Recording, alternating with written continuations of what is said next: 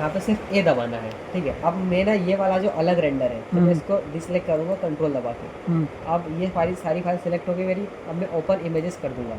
अब यहाँ पे देख सकते हैं मेरा 80 फ्रेम है। अब यहाँ पे भी हमने इसी 80 फ्रेम है।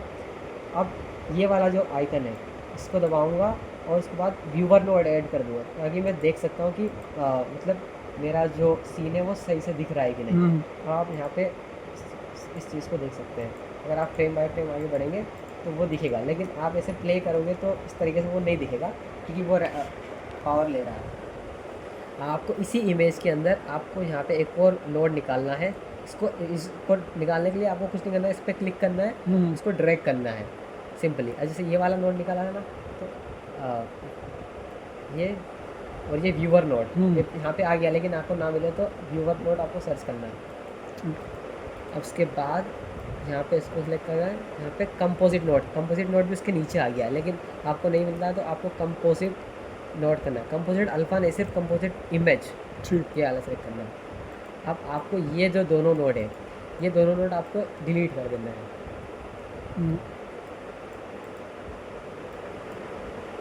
अगर आपको ये सारे नोड सेलेक्ट करके आपको यहाँ पे शिफ्ट करना है, तो आपको मिडिल माउस बटन दबाना पड़ेगा और आप ऐसे ड्रैग कर सकते हैं इसको पूरी नोट्स को।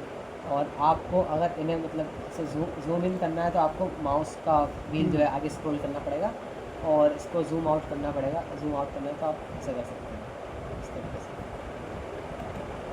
अब ये हमारा हो गया। अब आपको क्या करना है, यहाँ पे जाना है और यहाँ पे वीडियो सेलेक्ट करना है। अब फर्स्ट रेंडर वाले फोल्डर में ही वो सेव होगा। अब मान लीजिए कि आपको बहुत सारे चेंजेस अगर कुछ करने हो उसके अंदर, तो आप यहाँ पे जैसे शिफ्ट ए दबा के कलर भी ऐड कर सकते हैं, फ़िल्टर ऐड कर सकते हैं। जैसे डी नॉइज़ हो गया, अगर आपके उसमें नॉइज़ है तो आप उसको डी नॉइज़ कर सकते हैं। अभी ये सारे इफेक्ट जो है अभी इस पर काम नहीं करेंगे, इसके अंदर टेक्सचर और मटेरियल नहीं है। तो अब मैंने आपको फ्रेम बाय फ्रेम इसलिए रेंडर करना सिखाया क्योंकि आप डायरेक्ट वीडियो करेंगे और अगर लैपटॉप क्रैश या फिर सिस्टम क्रैश हो गया तो आपका पूरा एनिमेशन चला जाता। अब यहाँ पे रेंडर एनिमेशन वापस से क्लिक करेंगे।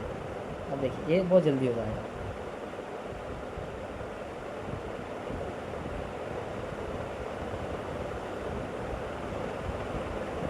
अब हम डेस्कटॉप पे जाएंगे, फाइनल रेंडर के बाद ये जो हमारी फाइल है, एक मिनट नहीं, ये वाली फाइल है फर्स्ट रेंडर टू 80 रेंडर, मैंने उसका नाम दे दिया था। अब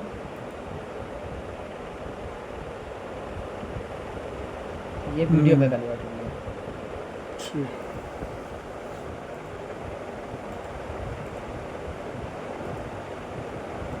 ठीक है सर, मैं आपको जल्दी से टेक्सचरिंग और ये सब बता देता हूँ।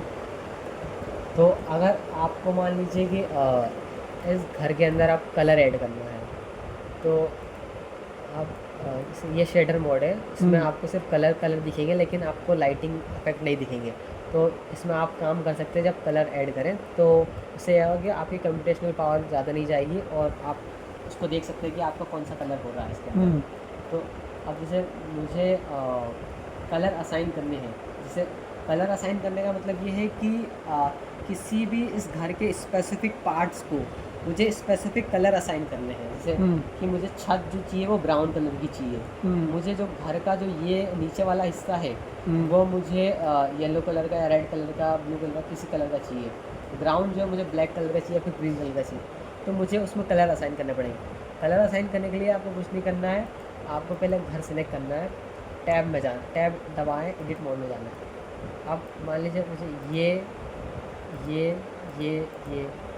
फेसेस, ये सारे फेसेस सिलेक्ट करने, शिफ्ट दबा के ये जो स्पेसेस है इनको मुझे ब्राउन कलर देना है। एक उधर भी रहेगा पीछे।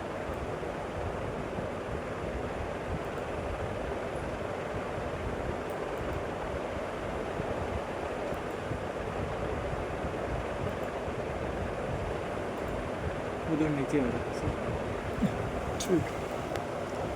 मान लीजिए अब इन साइड वालों को भले छोड़ देते हैं, अभी मैं आपको सिर्फ एग्जांपल करके दिखा रहा हूँ। तो अब मुझे ये पूरी छत जो है वो ब्राउन कलर की चाहिए। तो आपको क्या करना है, आपको इसको ऐसे फेसेस सिलेक्ट करने हैं। फेसेस यहाँ पे सिलेक्ट होंगे पहले, जैसे बाय डिफ़ॉल्ट मेरा ये इसमें था, तो मैंने फेसेस सिलेक्ट कर लिए। आपको क्या करना है, यहाँ पे आपको जाना है मटेरियल नाम के इस पे। अब यहाँ पे क्या करना है, आपको सबसे पहले प्लस आइकन पे क्लिक करना है, इस वाले प्लस आइकन पे।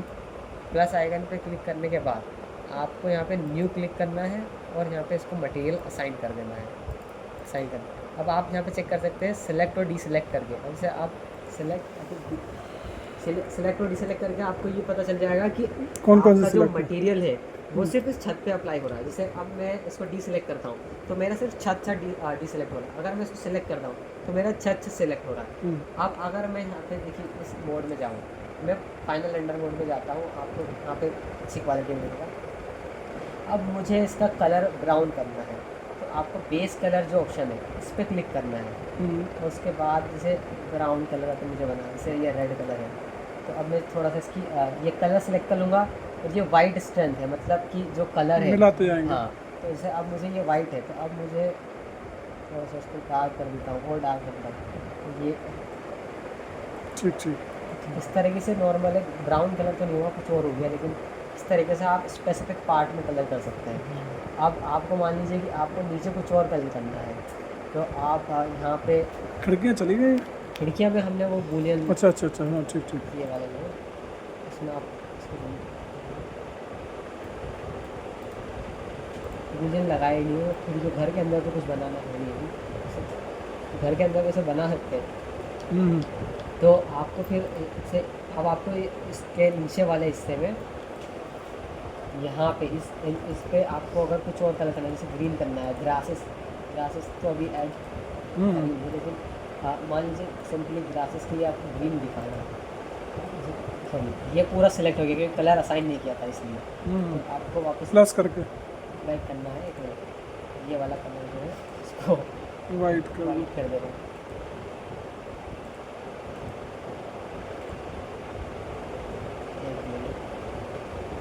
ये वाइट हो गया। अब आपको टैब वापस टैब में जाना है, इसके बाद इसको सेलेक्ट करना है, इसको सेलेक्ट करना है, इसको सेलेक्ट करना है, इसको सेलेक्ट करना है, ठीक है। अब ये सिलेक्ट हो गए, फेस सेलेक्ट करना है, उसके बाद आपको वापस प्लस करना है। अब ये नया मटेरियल आपको उसके बाद न्यू क्लिक असाइन करना कर है, देना। उसके बाद इसको असाइन कर देना है। अब आप सिलेक्ट डिसलेक्ट करके देख सकते हैं। ठीक। अब इसको थोड़ा ऐसे देख सकते हैं कि पूरा घर तो सेलेक्ट नहीं हो रहा, नहीं हो रहा। अब आपको यहाँ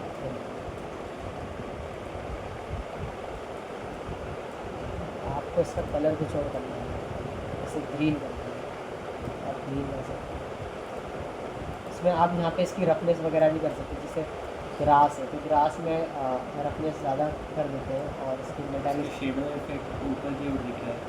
हाँ ये वाला ना, ये रिफ्लेक्ट हो रहा है ना क्योंकि ये फाइनल रेंडर मोड में है और मैंने इसकी रे ट्रेसिंग इनेबल कर रखी है। जैसे अगर मैं इसको डिसेबल कर देता हूँ तो आपको वो नहीं दिखेगा।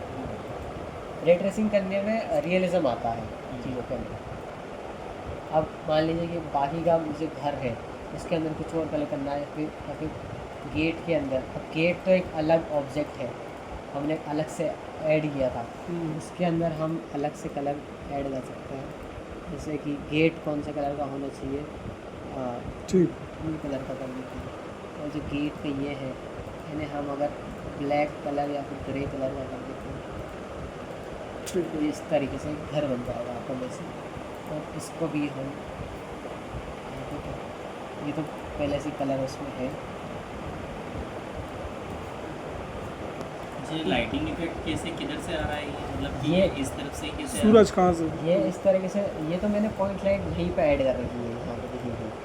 अब अगर इसमें इसको जी दबा के इसको ग्रैब करता हूँ तो देखिए यहाँ पे लेके आता है। पॉइंट लाइट कैसे ऐड करी? देखिए पॉइंट लाइट जो ऐड करने का तरीका है ये नॉर्मल है, इसमें कोई लाइट नहीं है, ठीक है। आपको शिफ्ट ए दबाना है और उसके बाद आपको लाइट पे जाना है। पॉइंट लाइट 4 तरह की लाइट है। पॉइंट लाइट सनलाइट करेंगे तो सनलाइट करो तो सनलाइट है, सनलाइट जो है वो फिर पूरे जो घर है उसको अफेक्ट करेगी। मतलब अब देखिए आप ये वाली चीज़ है, इसको आप रोटेट करें, इसको आप इससे सन की जो डायरेक्शन है वो डिफाइन कर सकते हैं, या फिर इसके अलावा आप इसका जो एंगल है, यहाँ पे जो एंगल दे रखा है उसको यूज़ कर सकते हैं। जैसे आप यहाँ पे देख सकते हैं चेंजेस हो रहे हैं, जैसे जैसे उसका एंगल चेंज हो रहा है, लेकिन आप नॉर्मली इसको ऐसे भी मूव कर सकते हैं इस तरीके से। यहाँ पे जो आपको स्ट्रेंथ दे रखा है कि आपको सन की स्ट्रेंथ कितनी है, बाई डिफ़ॉल्ट इसमें 1 स्ट्रेंथ आती है, लेकिन अगर आप इसकी स्ट्रेंथ बढ़ा देते हैं तो सन की जो स्ट्रेंथ है वो बढ़ जाती है। सेम वैसे ही अगर आप यहीं से मान लीजिए कि आपने सनलाइट सेलेक्ट करी, लेकिन अब अगर आपको अब पॉइंट लाइट में स्विच करना है तो आप यहीं से इसको पॉइंट लाइट क्लिक कर सकते हैं, तो जो आपकी सनलाइट है वो आप पॉइंट लाइट बन जाएगी। अब पॉइंट लाइट में क्या है कि आप देखिए इसकी जो वैल्यू दे रखी है वो 10 वोल्ट है, 10 वोल्ट है, तो आपको 10 वोल्ट को आपको इंक्रीज़ करना है। अगर आपको इसको ज़्यादा वैल्यू देनी है तो आप यहाँ पे 100 लिख दीजिए, तो ये थोड़ा सा रिफ्लेक्शन आया। अब आपको 500 लिख दिया, देखिए इतना रिफ्लेक्शन लग गया। सेम चीज़ आप यहाँ पे स्पॉट लाइट ऐड कर सकते हैं। स्पॉट लाइट जो है वो बेसिकली किसी भी एक चीज़ को फोकस में रखने के लिए ज़्यादातर यूज़ होती है। जैसे मान लीजिए कि मान लीजिए कि ये मैं पूरा इस एनवायरनमेंट का अंधेरा कर देता हूँ, ये पूरा अंधेरा कर दिया। आप ये देखिए, तो पहले इस पॉइंट लाइट को एडजस्ट कर, इसका जो फेस है वो इस तरफ है, तो अब मुझे पहले इसको रोटेट करना पड़ेगा। आप इस ये वाला जो येलो पॉइंट है इसको आप सेलेक्ट करके और उसके बाद